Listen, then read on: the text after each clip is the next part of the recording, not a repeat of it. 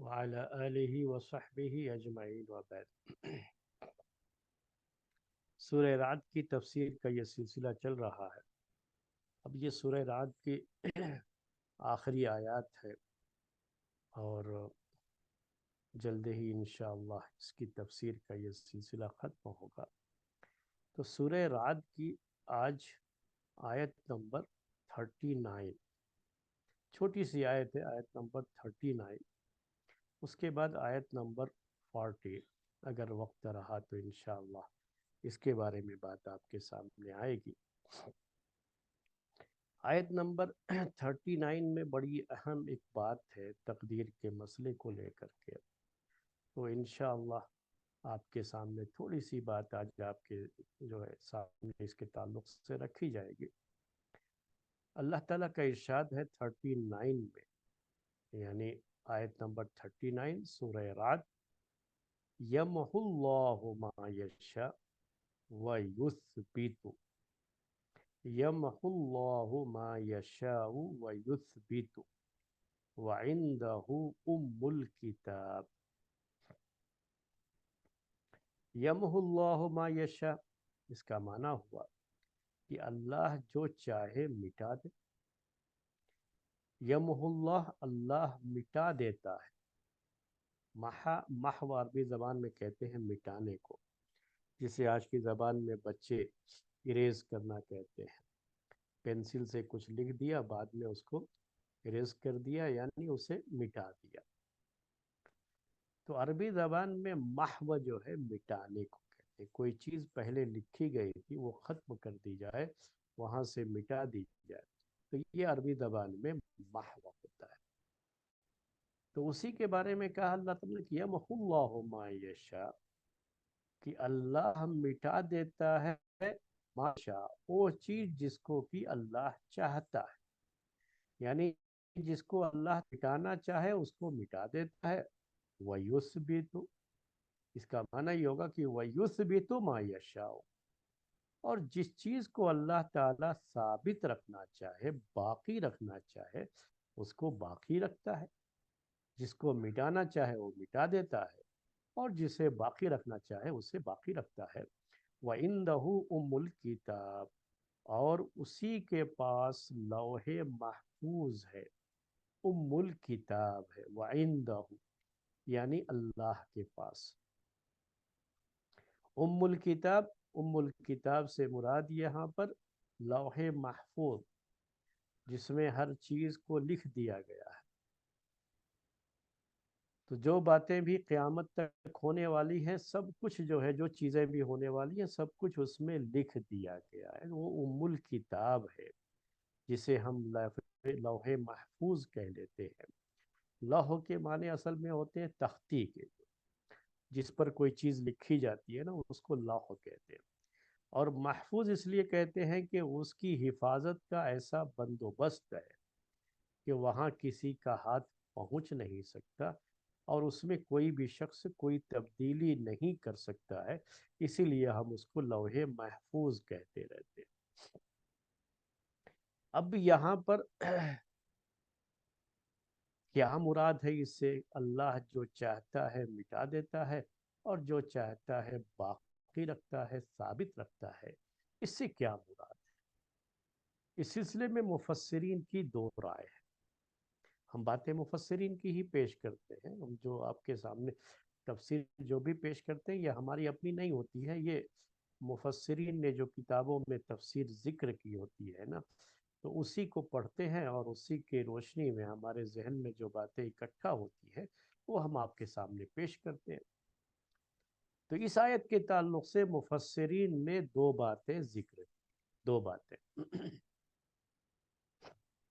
ایک بات یہ ذکر کی ہے کہ یمحو اللہ ما یشاء ویثبت، اس سے مراد یہ ہے کہ اللہ جو چاہتا ہے باقی رکھتا ہے، اور جسے چاہتا ہے مٹا دیتا ہے۔ اس سے مراد شریعت کے احکام ہے، یعنی اللہ تعالیٰ جو حکم نازل فرماتا ہے، شریعت کا جو حکم نازل فرماتا ہے، تو اس میں سے اللہ تعالیٰ بعض حکم کو، بعض جو ہے احکام کو مٹا دیتا ہے یعنی ختم کر دیتا ہے، اس کو منسوخ کرنا کہتے ہیں علماء کی اصطلاح میں، مفسرین کی اصطلاح میں، اصولین کی اصطلاح میں۔ اسے کیا کہا جاتا ہے؟ جو اسلامک ٹرمینالوجیز ہیں اس کی روشنی میں اس کو منسوخ کہا جاتا ہے، یعنی اللہ تعالیٰ اس میں سے جس حکم کو چاہے منسوخ کر دے۔ منسوخ کا مطلب کیا ہوا آج کی زبان میں اگر میں سمجھنے کے لیے کہوں تو ڈیلیٹ کر، اس کو ڈیلیٹ کر دے۔ اور جس یثبتو کا معنی ہوا کہ جس حکم کو اللہ تعالیٰ چاہے باقی رکھے، یعنی یہ جو شریعت کے احکام ہیں یہ خالص اللہ تبارک و تعالیٰ کی مشیت کے لحاظ سے ہے۔ اللہ تعالیٰ ہی شریعت کے یہ احکام نازل فرماتا ہے، اور اس میں سے جس حکم کو بھی وہ چاہے ختم کر دے اور اس کی جگہ پر دوسرا کوئی حکم لے کر کے آئے، یہ اس کی اپنی مشیت ہے، اس کا اپنا ارادہ ہے، اس کی اپنی مرضی ہے۔ وہ اپنی مرضی سے جسے چاہتا ہے باقی رکھتا ہے اور جسے چاہتا ہے مٹا دیتا ہے۔ تو یہ جو احکام شریعت، شریعت کے احکام ہیں، اس کو باقی رکھنے یا اس کو مٹانے کا یہ مسئلہ ہے۔ یہ مفسرین کی ایک رائے یہ ہے، اور یہ خالص اللہ تعالیٰ کی اپنی مشیت پر ہے، اس کی منشا اور اس کی مرضی پہ ہے، اس میں کسی کا کوئی دخل نہیں۔ یہاں تک کہ رسول اور نبی کو بھی اس میں کسی طرح کا کوئی اختیار حاصل نہیں ہوتا۔ یہ خالص اللہ تعالیٰ کا معاملہ ہے کہ وہ جس کو چاہتا ہے باقی رکھتا ہے اور جس حکم کو چاہتا ہے ختم کر دیتا ہے۔ تو ابھی میں نے ایک لفظ استعمال کیا کہ اسلامک ٹرمینالوجیز میں اسے ناسخ اور منسوخ کہا جاتا ہے۔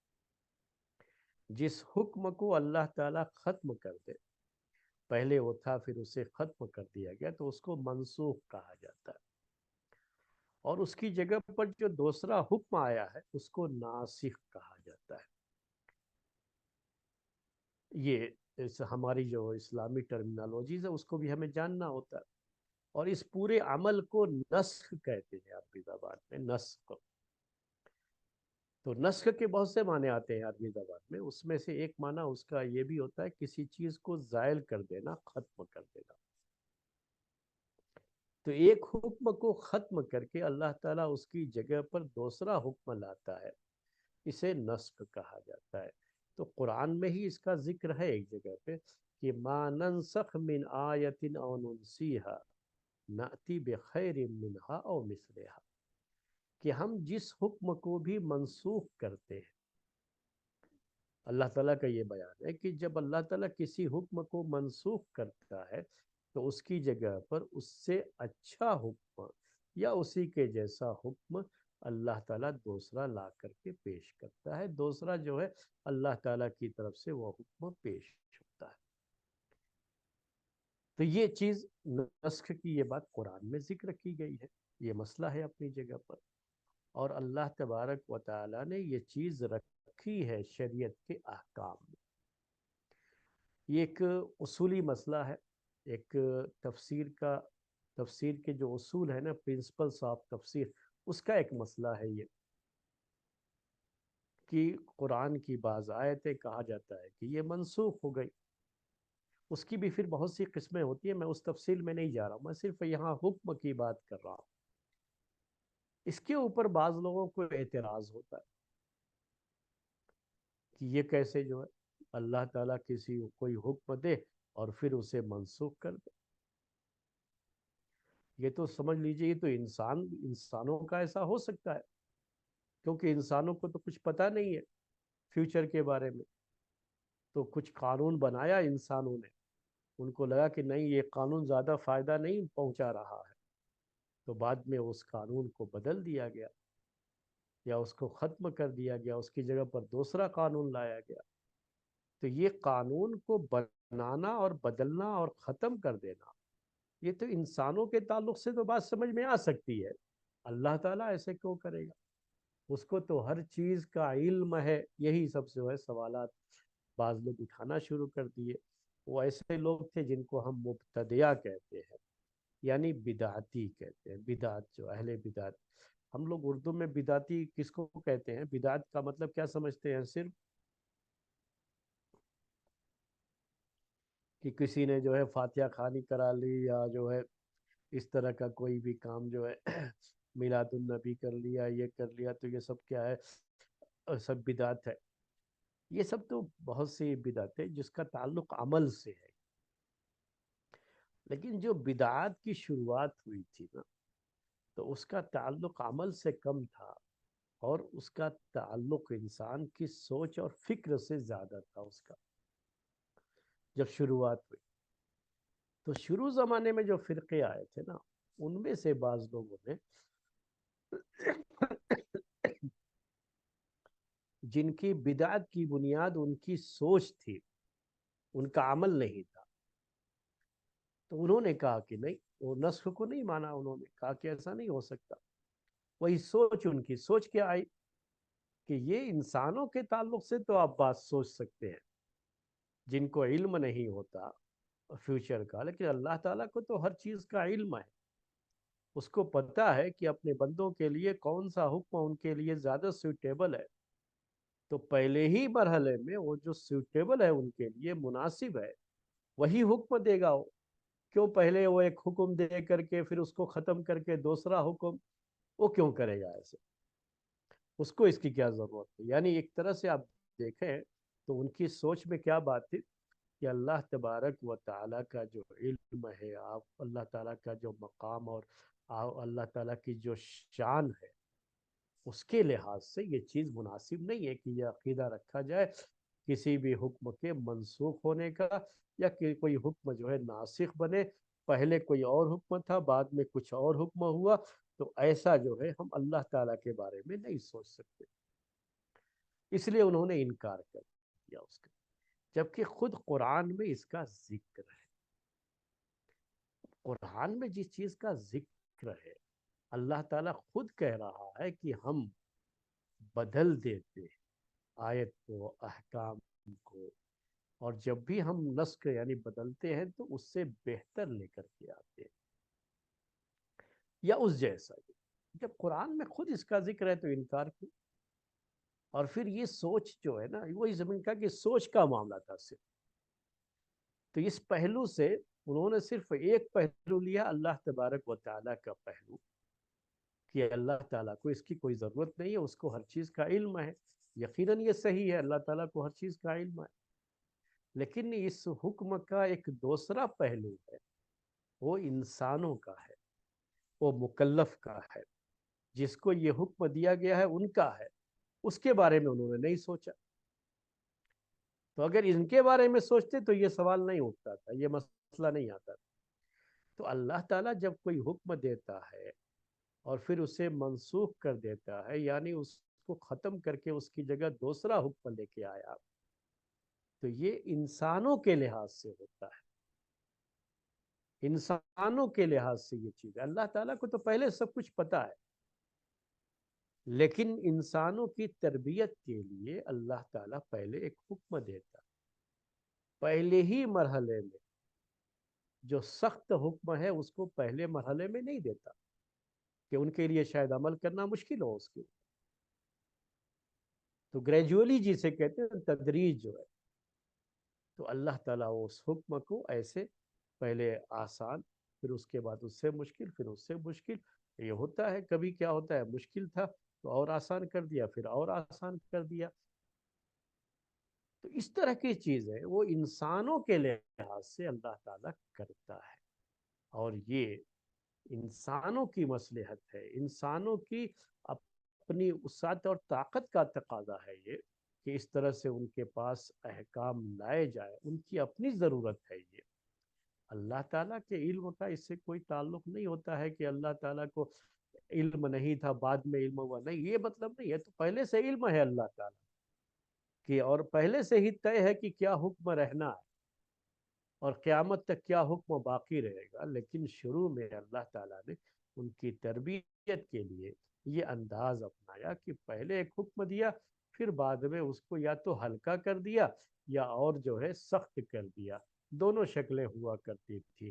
جیسے شروع میں تھوڑا آسان رکھا کیونکہ نئے نئے مسلمان ہو رہے تھے، بعد میں جب ان کی زیادہ تربیت ہو گئی تو اس کو تھوڑا مشکل کر دیا کہ اب آسانی سے اس کو برداشت کر سکتے ہیں، عمل کر سکتے ہیں۔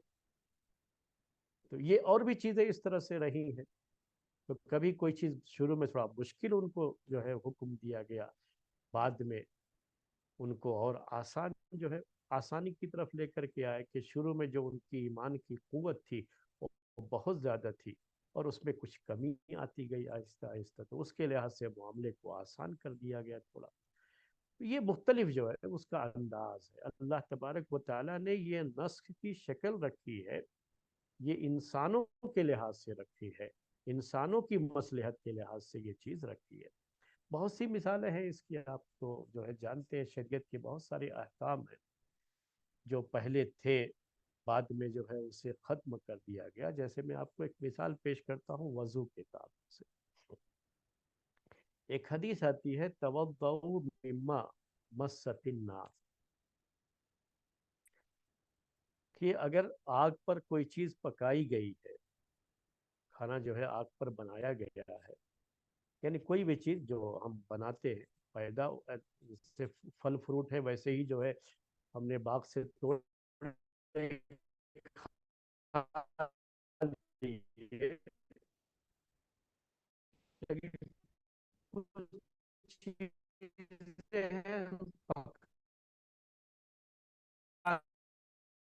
کر کے کھاتے ہیں۔ تو دو چیزیں وضو کرنا بعد میں آسانی کر دی اور اس کو ختم کر دیا۔ اللہ کے رسول صلی اللہ علیہ وسلم نے بعد میں یہ کہا کہ اب کوئی بات نہیں، جو کوئی چیز جو ہے آگ پہ بنی ہوئی کھائے بھی، اور اگر وضو آپ کا پہلے سے ہے تو وضو باقی رہے گا، اس کی وجہ سے وضو نہیں ٹوٹے گا۔ بعد میں اس چیز کو یہ آسان کر دیا گیا اور یہ مسئلہ کر دیا گیا۔ تو یہ چیزیں جو اس کو نسخ کہتے ہیں عربی زبان میں، اور جو اسلامک ٹرمینالوجیز ہے اس میں اس کے لیے یہی لفظ استعمال کیا گیا۔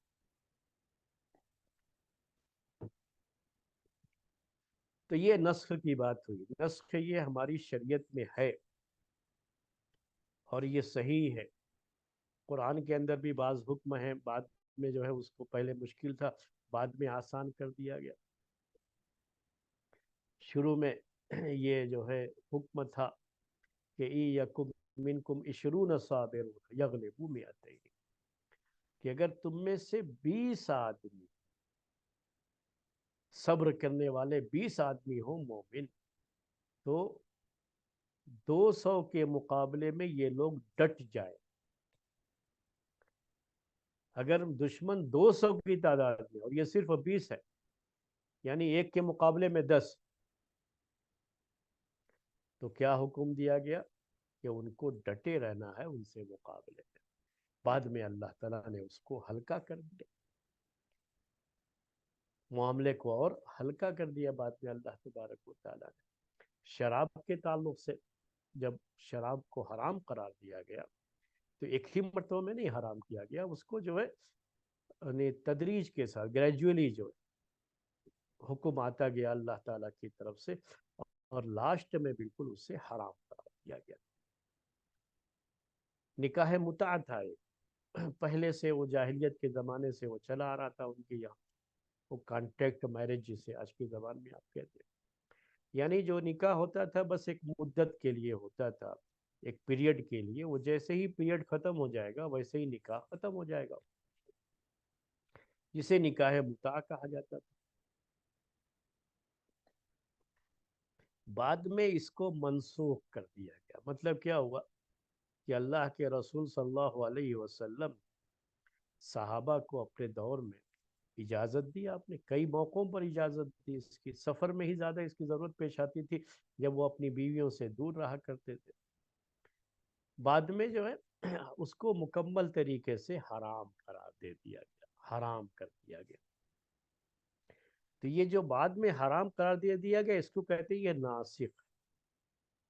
تو یہ ایک معنی ہے جو بعض مفسرین نے اس آیت کا کیا ہے کہ یمحو اللہ ما یشاء و یثبت، کہ اللہ تعالیٰ جس حکم کو چاہتا ہے مٹا دیتا ہے، یعنی وہ حکم ختم کر دیتا ہے، منسوخ کر دیتا ہے، وہ یثبت، اور جس حکم کو چاہتا ہے اللہ تعالیٰ باقی رکھتا ہے۔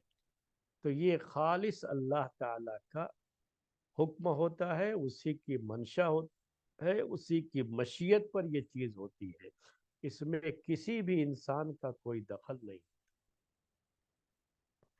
تو یہ چیز نوٹ کرنے کی، ہمیشہ یاد رکھیے گا اس مسئلے کو، کہ کبھی بھی شریعت کا کوئی بھی حکم دینے اور حکم کو ختم کرنے، یہ دونوں حق صرف اللہ تعالیٰ، یہاں تک کہ رسول کو بھی یہ حق حاصل نہیں ہوتا ہے کہ وہ اپنی مرضی سے کچھ ختم کر دے۔ تو ہم جس شریعت کے پابند ہیں، یہ شریعت ٹوٹلی کس کی طرف سے ہے؟ اللہ تعالیٰ کی طرف سے، وہ حکم جو بھی ہوگا اس کی طرف سے ہوگا، اس میں کسی کو اپنا اختیار نہیں ہوتا ہے، کسی کی بھی مشیت اس کے اندر نہیں چلتی ہے۔ یہ مطلب ہے اس آیت کا، اور صرف یہ اللہ کا حق ہے۔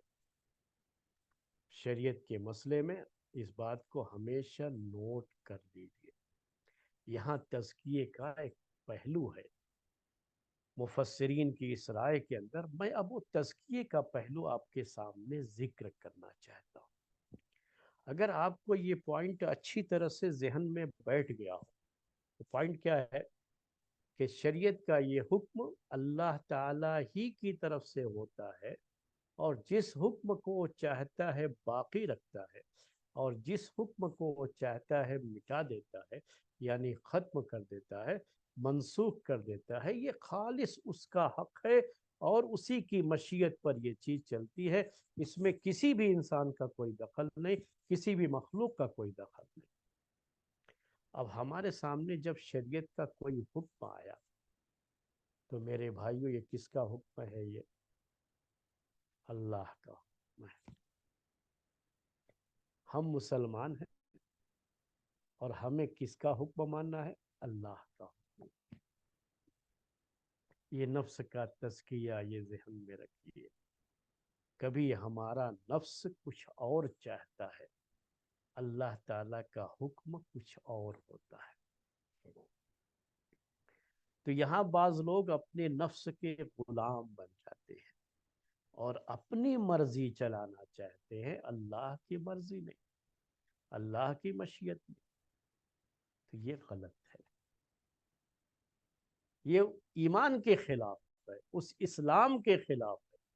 اسلام کا مطلب کیا ہوتا ہے کہ ایک مومن، ایک مسلم اپنے آپ کو اللہ کے حکم کے حوالے کر دیا، یہ مطلب ہوتا ہے اس کا۔ ہم مکمل طریقے سے اپنے آپ کو اللہ کے حکم کے حوالے کر دیں، اس کو کہتے ہیں اسلام۔ یہ ہوتا ہے مسلم، وہ تابع ہوتا ہے اللہ کے حکم کا، اپنے نفس کا نہیں۔ آج یہ مسئلہ بہت اٹھتا رہتا ہے، اسی لیے میں دو لفظ اس کے بارے میں آپ کے سامنے ذکر کرنا چاہ رہا ہوں، نفس کے تزکیے کے اس پہلو کو سامنے رکھ کر کے۔ ابھی بعض لوگ، ہمارے بعض بھائی، بعض بہنیں، کیا میں آپ لوگوں کو نہیں کہہ رہا ہوں، بعض دوسرے لوگوں کے تعلق سے یہ بات کہہ رہا ہوں، اگر ان تک یہ باتیں پہنچ جائیں تو بڑی اچھی بات، کہ ان کا کیا خیال ہوتا ہے؟ میرا جسم میری مرضی، یعنی اللہ کا حکم نہیں، وہ اس کا اپنا حکم چلے گا، اس کا جسم، اس کی اپنی مرضی چلے گی، اللہ کا حکم نہیں چلے گا۔ کیوں بھائی؟ اپنے نفس کے غلام بن گئے، نفس کا تزکیہ نہ کرنا ہے۔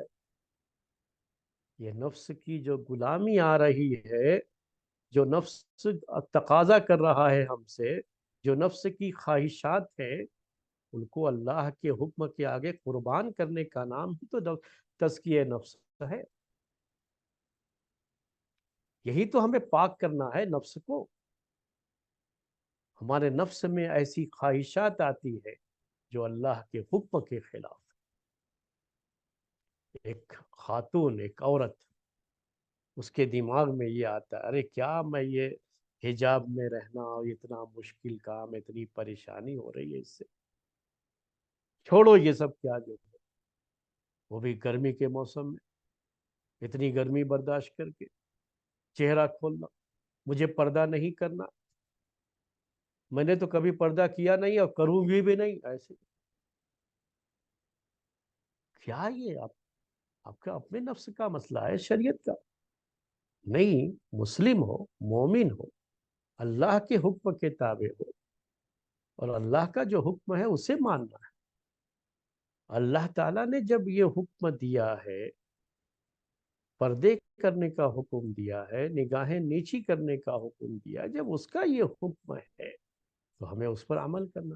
ہمارے اپنے نفس کی کیا خواہش ہے، دنیا کی کیا خواہش ہے، تو وہ ہمارے نفس کی خواہش نہیں چلے گی، میری مرضی، کوئی زبردستی نہیں۔ آپ زبردستی کرتے، اللہ تعالیٰ کا حکم ہے، زبردستی کرنے کا مسئلہ کہاں آتا ہے؟ نہیں، میری مرضی، صبح میں میری نیند نہیں کھلتی ہے، میں آرام سے سردی کا موسم میں سوؤں گا، میں فجر کی نماز کو نہیں جاتا، میری مرضی۔ میری مرضی نہیں ہے یہاں پر، اسلام نہیں ہے پھر یہ میری مرضی جہاں، بلکہ اسلام کیا ہے کہ اللہ کی مشیت، اللہ جس حکم کو باقی رکھا ہے نا، اس کے آگے اپنا سر جھکا دینا، اپنے نفس کو وہاں دبانا ہے، اپنے نفس کو سمجھانا ہے کہ نہیں نفس، تمہاری مرضی نہیں چلے گی، اللہ کی مرضی چلے گی۔ ابھی چند دنوں پہلے کی بات ہے، ابھی ایک مسئلہ میرے سامنے آیا، یہ کچھ مسائل ہیں جو بہت زیادہ آتے ہیں، اسی کو میں پیش کر رہا ہوں آپ کے سامنے۔ وہ کچھ مسئلہ یوں تھا کہ کسی خاتون کی، غالباً خاتون کی ہی بات تھی، ان کا جو ہے انتقال ہوا، تو بہت کچھ چھوڑ کر کے وہ گئے تھے۔ اب جو ان کے وارث لوگ ہیں تو وہ برابر تقسیم، یعنی بیٹا اور بیٹی جو ہے نا، ان کے درمیان برابر تقسیم کرنے کا میرے سامنے ایسا مسئلہ آیا، تو میں نے کہا کہ نہیں، وہ جو شریعت کا طریقہ ہے اس کے لحاظ سے تقسیم کر لیں۔ تو جو سوال کر رہے تھے انہوں نے کہا کہ نہیں نہیں، وہ سب جو ہے ان کا یہ ہے کہ برابر، وہ ان کی والدہ کا بھی شاید اس طرح کا کچھ رہا ہو کہ سب کو برابر دیا جائے۔ میرے بھائیوں، میری بہنوں، یہ برابر دینے کی بات، یہ شریعت کے حکم کے خلاف، اللہ تعالیٰ کے حکم کے خلاف۔ ٹھیک ہے، ہمارا نفس چاہتا ہے، میرا نفس یہ چاہ رہا ہے کہ میرا بیٹا اور میری بیٹی دونوں میرے لیے برابر ہیں، اس لیے میں دونوں کو برابر دوں گا۔ یہ تو میرا نفس کا معاملہ ہو گیا نا، میں نے نفس کی بات مانی، اللہ کی بات نہیں مانی، اللہ کا حکم نہیں مانا۔ اللہ تعالیٰ نے جو حکم دیا ہے اس حکم میں سے وہ جس کو چاہتا ہے باقی رکھتا ہے، جس کو چاہتا ہے مٹا دیتا ہے، ختم کر دیتا ہے۔ اس نے جب یہ حکم دیا ہے، اس نے یہ بتایا ہے، اور اس سلسلے میں بیٹے اور بیٹی میں فرق کیا ہے، تو میرا نفس اس کے تابع ہونا ہے، مجھے اپنے نفس کو سمجھانا ہے کہ جو اللہ تعالیٰ نے متعین کیا ہے اسی میں خیر ہے، اور اسی کو مجھے اپنانا ہے، کہ چاہے ہمیں برابر ملے یا کچھ نہ ملے، ایک دن سب کچھ چھوڑ کر کے اسی رب کے پاس جانا ہے، تو جو اس نے کہا ہے ہم کو اس کے مطابق کرنا ہے۔ تو یہ ایک نفس کا تزکیہ ہے، اس میں ہمیشہ یاد رکھیے کہ یہ شریعت کا کوئی بھی حکم، یہ اللہ کا حکم، اس میں کسی انسان کی کوئی مرضی نہیں چلتی۔ اگر جن کو اپنی مرضی چلانا ہے تو پھر وہ اسلام نہیں، وہ تو نفس کی غلامی ہے۔ اسلام یہ ہے کہ آپ کو اپنی مرضی اللہ کی مرضی کے موافق کرنا پڑے گا، اور اسی کے حکم کے مطابق چلنا پڑے گا۔ تو نفس کا وہ تزکیہ کرنا ہے، نفس کو یہاں پہ پاک صاف کرنا ہے کہ نفس سے کہو کہ جو اللہ کا حکم اسی پر ہمیں چلنا۔ اور بھی بہت سی مثالیں ہو سکتی ہیں، میں نے یہ بس اسے یہی پر جو ہے اس کو ختم کرتا ہوں۔ تو کہا یمحو اللہ ما یشاء و یثبت، اللہ جس کو چاہتا ہے وہ مٹا دیتا ہے، یہ مراد احکام جو شریعت کے احکام، اور جس کو چاہتا ہے ثابت رکھتا ہے یعنی باقی رکھتا ہے۔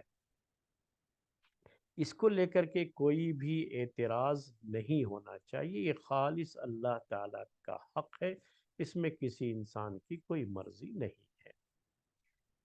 کہا وَعِندَهُ أُمُّ الْكِتَابِ، اور اسی کے پاس لوح محفوظ ہے۔ دوسرا معنی مفسرین نے جو اس کا کیا ہے اس کا تقدیر کا معنی ہے۔ تو یمحو اللہ ما یشاء کا معنی یہ کرتے ہیں کہ اللہ تعالیٰ جو تقدیر اس نے لکھنے کا حکم دیا تھا قلم کو، کہ جو قیامت تک چیزیں ہونے والی ہیں سب نوٹ کر دی جائے، اور یہ پوری تقدیر لوح محفوظ میں ہے۔ وَعِندَهُ ام الکتاب کا بھی ذکر ہے، تو ام الکتاب کیا ہے؟ یہ لوح محفوظ، اور لوح محفوظ میں یہ پوری تقدیر جو لوگوں کی ہے وہ لکھی ہوئی موجود ہے۔ لیکن اللہ تعالیٰ اس میں تقدیر میں سے جو چاہتا ہے مٹا دیتا ہے، اور جو چاہتا ہے باقی رکھتا ہے۔ اللہ تعالیٰ نے جو حکم دیا لکھنے کا، جو تقدیر ہر ایک کی لکھی ہوئی ہے، اس لکھی ہوئی تقدیر میں اللہ تعالیٰ جو چاہتا ہے ثابت رکھتا ہے، اور جو چاہتا ہے مٹا دیتا ہے۔ اور یہ صرف اس کا حق ہے، کسی مخلوق کو یہ طاقت نہیں ہے، اور کسی مخلوق کو یہ اختیار نہیں ہے، کسی مخلوق کے لیے یہ چیز نہیں رکھی گئی ہے کہ وہ اللہ تعالیٰ کی بنائی ہوئی اس تقدیر میں کوئی بھی تبدیلی کرے۔ لیکن اللہ تعالیٰ خود جو تقدیر اس نے لکھوائی ہے، جو تقدیر اس نے بنائی ہے مخلوقات کی، اس میں وہ تبدیلی کرتا ہے، جو چاہتا ہے باقی رکھتا ہے، اور جو چاہتا ہے مٹا دیتا ہے۔ یہ تقدیر کا یعنی دوسرا معنی اس آیت کا بعض مفسرین نے ذکر کیا، اس کا تعلق پھر تقدیر سے ہو گیا، وہی مسئلہ آیا تقدیر کا۔ اب جو ہے یہاں ایک سوال آتا ہے، وہ سوال کیا ہے کہ کیا تقدیر بدلتی ہے؟ قرآن میں ایسی بہت سی آیتیں ہیں جس میں یہ بیان کہ اللہ تعالیٰ نے جو چیز مقدر کر دی ہے اس میں کوئی تبدیلی نہیں۔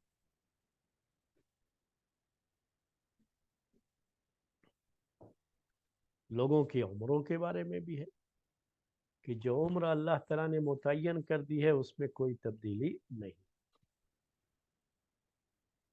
رزق کے بارے میں ہر چیز جو ہے اس کے بارے میں یہ باتیں لکھی گئی، یہ باتیں جو ہے قرآن میں بھی ہے اور یہ باتیں حدیث میں بھی۔ اور بات یہ حدیث میں یہ بھی ہے کہ جف القلم بما ہوا کائن، جو کچھ بھی ہونے والا ہے قیامت تک وہ سب کچھ لکھ دیا گیا ہے۔ اس کے بعد وہ جف القلم ہے، جف القلم کا مطلب اب سوکھ گیا ہو، یعنی اب اس میں کوئی تبدیلی نہیں ہو سکتی۔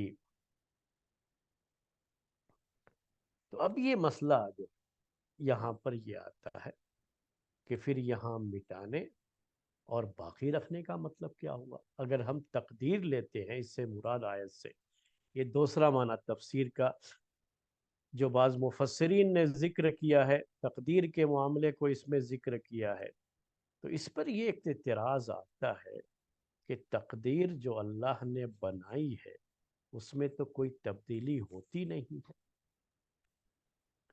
وہ تو اپنی جگہ پر ایک ٹھوس چیز ہے۔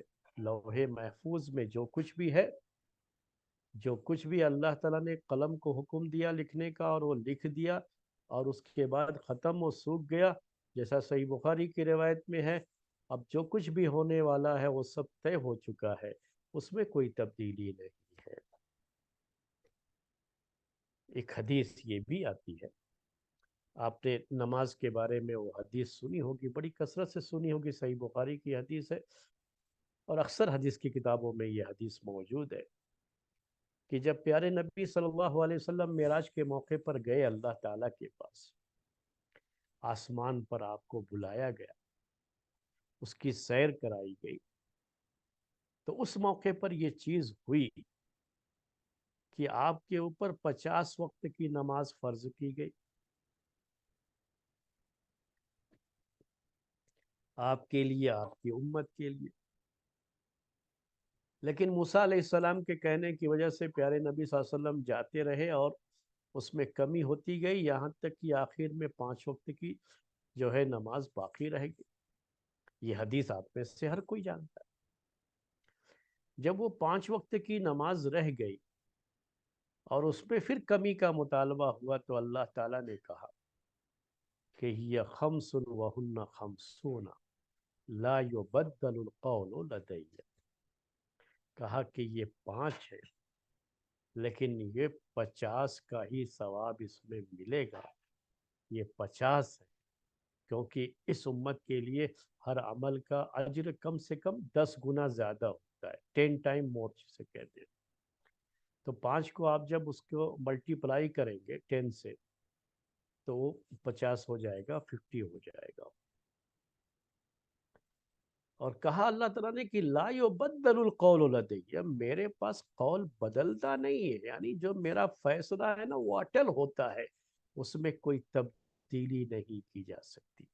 اللہ تعالیٰ کا فیصلہ یہی ہے کہ یہ 5 وقت کی نماز پڑھنے کے لحاظ سے 5 وقت کی، اور اجر کے لحاظ سے 50 وقت کی، اس میں کوئی تبدیلی نہیں کی جائے۔ تو اس سے بھی یہ کہ اللہ تعالیٰ اس میں جو بھی اس نے لکھ دیا ہے، اور جو لکھنے کا حکم دے دیا ہے، جو کاتب تقدیر نے جو لکھ دیا ہے لوح محفوظ میں، جو محفوظ ہے، اس میں کوئی تبدیلی نہیں۔ اب ایک مسئلہ اس کے بعد یہ آتا ہے کہ بعض حدیثوں میں ایسی باتیں آتی ہیں، بعض کاموں کے تعلق سے، بعض عمل کے تعلق سے، بعض نیکیوں کے تعلق سے، کہ آدمی جب وہ کرتا ہے تو اس کے عمل میں اضافہ، اس کی جو ہے عمر میں اضافہ ہو جاتا ہے، اس کے رزق میں برکت آ جاتی ہے، یا اس کے رزق بڑھ جاتا ہے۔ اس طرح کی باتیں جو ہے حدیثوں میں آتی ہیں کہ صلہ رحمی کرتا ہے، رشتہ داروں کے ساتھ اچھا سلوک کرتا ہے، تو اس سے جو ہے اس کی عمر بڑھ جاتی ہے، دعائیں کرتا ہے تو دعاؤں سے اس کی تقدیر بدل جاتی ہے۔ اس طرح کی باتیں آپ سنتے رہتے ہیں۔ تو اس سے تو یہ پتہ چلتا ہے کہ اللہ تعالیٰ جیسے یہاں ہے کہ اللہ تعالیٰ جو چاہے مٹا دیتا ہے اور جو چاہے باقی رکھتا ہے، تو تقدیر میں بھی یہ اضافہ اور اس میں تبدیلیاں، یہ ساری چیزیں ہوتی ہیں۔ بعض حدیثوں سے بھی اس کا پتہ چلتا ہے، تو اس طرح کی باتیں بھی لوگ ذکر کرتے ہیں۔ تو میں نے وہی شروع میں آپ سے کہا تھا کہ اس میں ایک تقدیر کا مسئلہ بھی آتا ہے۔ اس سلسلے میں ایک بات آپ نوٹ کر لیجئے، بہت یہ اہم بات ہے، وہ یہ ہے کہ اصل ایک تقدیر ہے جو ام الکتاب یعنی لوح محفوظ میں ہے، اور تقدیر کا ایک حصہ وہ ہے جو فرشتوں کے پاس ہے،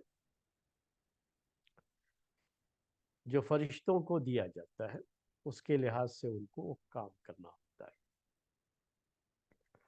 ان کو جو ذمہ داریاں دی گئی ہیں وہ ذمہ داریاں ادا کرتے ہیں۔ تو یہ جو مٹانے اور باقی رکھنے کا معاملہ ہے نا، یہ فرشتوں کے پاس جو ہوتا ہے اس میں وہ تبدیلی ہوتی ہے، لیکن جو لوح محفوظ میں ہے، جو تقدیر لکھ دی گئی ہے، جیسا کہ حدیثوں میں ہے کہ قیامت تک جو کچھ ہونے والا ہے وہ لکھ دیا گیا، اور روشنائی سوکھ گئی ہے، خشک ہو گئی، اب اس میں کوئی تبدیلی نہیں۔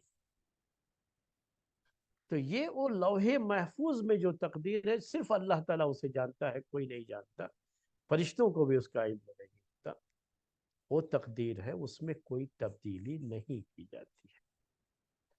یہ تبدیلی فرشتوں کے پاس جو ہے، یعنی مطلب کیا ہوتا ہے، تو اس کو اور میں تھوڑی ڈیٹیل سے آپ کے سامنے پیش کر دوں کہ وہ تقدیر جو لوح محفوظ میں ہے، وہ تو اللہ تعالیٰ نے جب مخلوقات کو پیدا کی اسی وقت وہ ساری تقدیر پوری کائنات کے تعلق سے قیامت تک کیا کچھ ہونے والا ہے سب لکھ دیا گیا ہے، وہ لوح محفوظ میں ہے. لیکن یہ فرشتوں کے پاس پورا نہیں آتا ایک ہی مرتبہ. اب فرشتوں کو ان کے اپنے کام کے لحاظ سے، جو ان کی ذمہ داری ہوتی ہے اس کے لحاظ سے، ان کو کچھ حصہ اس پہ سے ان کے حوالے ہوتا ہے. اب وہ جو حصہ ان کو دیا جاتا ہے، اسی میں تقدیر کی کچھ شکلیں آتی ہیں. میں آپ کو بتانا چاہتا ہوں کہ وہ جیسے جب بچہ ماں کے پیٹ میں ہوتا ہے تو اس وقت فرشتے کو بھیجا جاتا ہے، یہ بھی صحیح حدیث ہے. اور یہ ہوتا ہے کہ جا کر کے اس کی عمر، اس کا رزق، وہ نیک ہوگا، صالح ہوگا، بدبخت ہوگا، کیا ہے اس کے بارے میں، یعنی اس کی کچھ چیزیں ہیں جس کے بارے میں یہ کہا جاتا ہے کہ وہ جا کر کے اس کے لکھے ہوں. تو اس سے تو یہ پتہ چلتا ہے کہ جب بچہ ماں کے پیٹ میں ہوتا ہے تب یہ چیز لکھی جاتی ہے. حالانکہ یہ بات بھی ہے کہ قیامت تک جو کچھ ہونے والا ہے وہ لوح محفوظ میں لکھ دیا گیا ہے، وہ بھی حدیث ہے. تو اب ان دونوں کو سامنے رکھ کر کے کہ جو کچھ بھی قیامت تک ہونے والا ہے جو لوح محفوظ میں، وہ فرشتے کو نہیں دیا جاتا، بلکہ وہ فرشتے کے علم میں وہ بات کب آتی ہے، جب بچے کی ماں کے پیٹ میں بچہ ہوتا ہے، اس کی روح پھونک دی جاتی ہے، تب وہ فرشتے کو وہ ساری چیزیں لکھوا دی جاتی ہیں. اب یہ فرشتے کے پاس جو ہوتا ہے اس میں یہ تبدیلیاں ہوتی ہیں. اللہ تعالیٰ جو چاہے گا اس میں سے باقی رکھے گا، اور جو چاہے گا مٹا دے گا. کیا تبدیلیاں، میں اس کو اور مثال دے دوں آپ کو سمجھنے کے لیے کہ جیسے فرشتے کے پاس جو رہے گا، جو اس کی عمر کے بارے میں یا رزق کے بارے میں جو بھی چیز ہے، اس میں یہ ہوتا ہے کہ یہ آدمی اگر یہ نیکی کرتا ہے، صلہ رحمی کرتا ہے، دعائیں کرتا ہے، تو اس کی عمر اتنی ہوگی 50 سال، اور نہیں کرتا ہے تو 40 سال. اللہ تعالیٰ کو پہلے سے پتا ہے کہ وہ کرے گا یا نہیں کرے گا. یہ فرشتے کے علم کے لحاظ سے وہ بات ذکر کی جاتی ہے. تو اللہ تعالیٰ نے اپنے علم کے لحاظ سے پہلے سے ہی لوح محفوظ میں وہ لکھا ہوا ہے کہ یہ آدمی دعائیں کرے گا، نیکیاں کرے گا، تو اس کی عمر 50 سال، وہ 50 سال ہی لکھا ہوا رہے گا لوح محفوظ، اور اس میں کوئی تبدیلی نہیں. لیکن یہ فرشتے کے پاس جو تھا نا، اسی کے اندر جو ہے 40 سال یا 50 سال جو ہے، اگر نیکی کیا تو جو ہے 50 سال، نہیں تو 40 سال اس کے اندر تھا. فرشتے کے علم کے لحاظ سے یہ چیز فرشتے کو پتا نہیں کہ وہ نیکی کرے گا کہ نہیں کرے گا. جب وہ نیکی کرتا ہے، نیکی پہ رہتا ہے، تو فرشتے کو وہ 50 کے اوپر عمل کرنا ہوتا ہے. تو اس طرح سے 40 کے بجائے اس کی عمر کتنی ہو گئی فرشتے کے علم کے لحاظ سے؟ 50 سال ہو گئے اس کی نیکی کی وجہ سے، ورنہ وہ 40 سال ہی رہے. لیکن اللہ تعالیٰ کو پہلے سے پتا ہے نا کہ وہ نیکی کرے گا، تو وہ پہلے سے ہی 50 سال ہی لوح محفوظ میں لکھا ہوا ہے، اور اس میں کوئی تبدیلی نہیں ہوتی ہے. یہ تبدیلیاں کس میں ہیں؟ جو فرشتوں کے پاس ہوتی ہیں یہ چیزیں، اسی میں اس طرح کی تبدیلی ہوتی ہے. تبدیلی بھی کیا، یہ اس انداز سے دعا کرے گا تو یہ معاملہ، نہ کرے تو یہ معاملہ. اللہ تعالیٰ کو پہلے سے پتا ہے کہ وہ دعا کرے گا نہیں کرے گا، اس کے رزق کے بارے میں اس کو پہلے سے پتا ہے، اور اسی لحاظ سے اس نے وہ چیزیں اس کے لیے مقدر کر دی ہیں، اور وہ لوح محفوظ میں ہے. لوح محفوظ میں جو کچھ ہے اس میں کوئی تبدیلی نہیں. تو یہ تھوڑی سی بات تھی، جو چونکہ اس آیت کی تفسیر میں ایک مفسرین کا ایک قول یہ بھی ہے کہ یمحو اللہ ما یشاء و یثبت، اس کا تعلق تقدیر سے ہے کہ تقدیر میں جو چیزیں اللہ چاہتا ہے مٹا دیتا ہے اور جو چاہتا ہے باقی رکھتا ہے، تو یہ تقدیر میں یہ جو ہے کیا جاتا ہے، یہ سوال پھر اٹھتا تھا۔ تو اسی لیے میں نے وہ تھوڑی سی تفصیل آپ کے سامنے پیش کر دی کہ تقدیر میں مٹانے اور باقی رکھنے کی یہ بات کون سی تقدیر کس تقدیر سے تعلق رکھتی ہے، اور جو لوح محفوظ میں ہے وَإِنْدَهُ أُمُّ الْكِتَاب جو کہا اللہ تعالیٰ نے اس کے بعد تو دونوں کو سامنے آپ رکھیں، تو جو لوح محفوظ میں ہے اس میں کوئی تبدیلی نہیں ہوتی، اس کو اللہ تعالیٰ ویسے ہی باقی رکھتا ہے، وہ لوح محفوظ میں ہے۔ اور بقیہ جو چیز جو فرشتوں کے پاس ہوتی ہے وہ جو ہے اس میں کی تبدیلی ہوتی رہتی ہے، اس میں اس کے لحاظ سے تبدیلی ہوتی رہتی ہے، کیونکہ فرشتوں کو علم نہیں ہوتا ہے کہ یہ آدمی کیا کرے گا کیا نہیں کرے گا، اللہ تعالیٰ کو پہلے سے اس کا علم ہے۔ تو یہ ایک بات تھی جو اس آیت کے تعلق سے تھی، میں نے آپ کے سامنے جو ہے وہ بات پیش کر دی۔ مفسرین کی جو دو رائے تھی، دونوں رائے ہم نے پیش کر دی۔ یہ ہمیشہ یاد رکھ لیجئے کہ جو کچھ بھی دنیا میں ہو رہا ہے، ہونے والا ہے، ہو چکا ہے، سب کی سب اللہ کی مشیت سے ہی ہوتا ہے، اللہ کے ارادے سے ہی ہوتا ہے۔ اللہ تعالیٰ کی مشیت نہ ہو تو یہاں کچھ نہیں ہو سکتا، اور یہی نفس کا تزکیہ ہے۔ اس میں کبھی بھی ہم حالات کو سامنے رکھ کر کے کبھی پریشان ہوتے ہیں، کبھی گھبرانے لگتے ہیں، کبھی بے صبرے ہو جاتے ہیں، تو یاد رکھ لیجئے کہ جو کچھ بھی ہے، یہ جو کچھ بھی ہو رہا ہے سب اللہ کی مشیت سے ہو رہا ہے۔ اب اس میں ہمارے لیے کیا آزمائش ہے، کیا مسئلہ ہے، ہم کو اپنے آپ کو اپنے نفس کو سمجھانا ہوتا ہے کہ اگر کچھ حالات اچھے نہیں ہیں تو یہ اللہ تعالیٰ کی طرف سے آزمائش بھی، ہم کو حالات کے لحاظ سے صبر بھی کرنا پڑتا ہے، شکر کو بجا لانا ہوتا ہے، ہمیں اپنا خیال کرنا ہوتا ہے، اپنے نفس کو ہمیں سمجھانا ہوتا ہے، اپنے نفس کو سمجھانا ہوتا ہے۔ یہاں بھی نفس میرے بھائیوں بہت پریشان کرتا ہے، تقدیر کے اس مسئلے کو لے کر کے بھی نفس بہت پریشان کرتا ہے، لیکن ہم اس ایمان کو مضبوط کریں تو نفس کا تزکیہ ہوتا ہے۔